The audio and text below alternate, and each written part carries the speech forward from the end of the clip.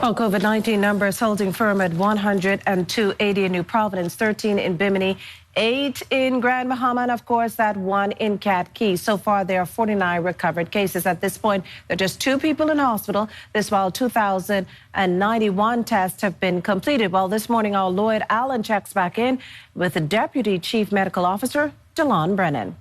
Cases?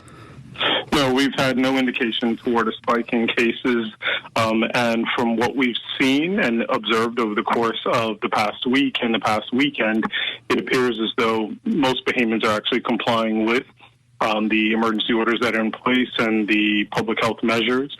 People are out, and when they're out interacting with others, many people are wearing masks. They are respecting the social distance, and it's constantly on their mind. Business places are respecting it. You know, they have signage, they have people that are monitoring. It's an excellent thing to see people paying attention to health in that way, and I think that bodes well for our numbers as well. Further, Bimini is now out of its lockdown phase, but moving forward, what specific actions can be taken by islands like Bimini and others outside of the capital to minimize the risk of new cases? I think they need to have an enhanced health surveillance activity. They need to pay attention to the monitoring of how well their population is doing. Are persons coming down with illness? If you see persons who note that they are staying out of work, if they say that they are ill, they are sick, they have symptoms, making sure that they either call their healthcare provider or see a healthcare provider. That's going to be key to making sure the health side of things are taken care of. Of course, all of the preventative measures that I previously mentioned need to be in place.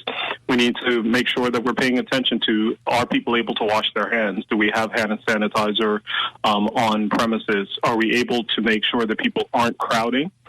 Still being able to deliver a good service, but without doing it in the exact same way that would, as we did previously, that might set us up for an increased number of cases moving into the future. And a developing concern in the United States regarding protests in many areas. Does this complicate the possibility of U.S. visitors to our shores? I don't think it directly complicates it at the moment. Our current protocol is that persons who are coming to our shores will have to have tested negative prior to them coming. When they do come, during the process of them applying to come, we give them a set of rules, the expectations for when they come into country, what they are expected to do, so that they know ahead of time what type of preventative measures we are expecting of them before they even arrive. And most people, because they are coming to our country, they want to respect the laws. They are coming to our country because it's a safe place to be, both from just a place of very low numbers of COVID-19, but also, they feel secure being in the Bahamas. So they too want to respect that, because if they cause an issue or if they have others that cause an issue, then they know that the Bahamas will no longer be a place from a health perspective that they would want to come to. So they're trying to protect that as well. We have seen a noted drop in hospitalized cases while active cases continue to hover around the 40 mark. Is there a challenge in reducing those active cases to lower numbers?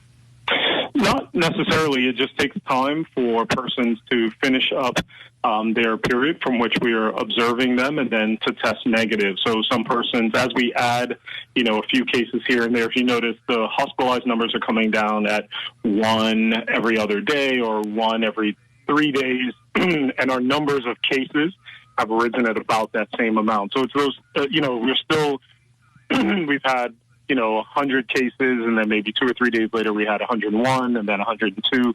So our cases go up slowly. Our recovered numbers go slowly in the other direction.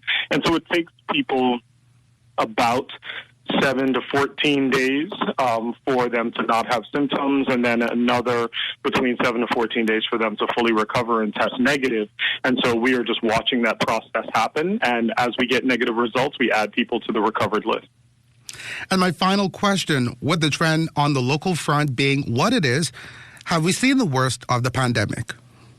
I think if we could cross our fingers, our toes, and every other part that we can think of, that we expect that we have seen the worst of it in its current iteration here in the Bahamas. I think people have respected the measures, and they have made sure that we are keeping each other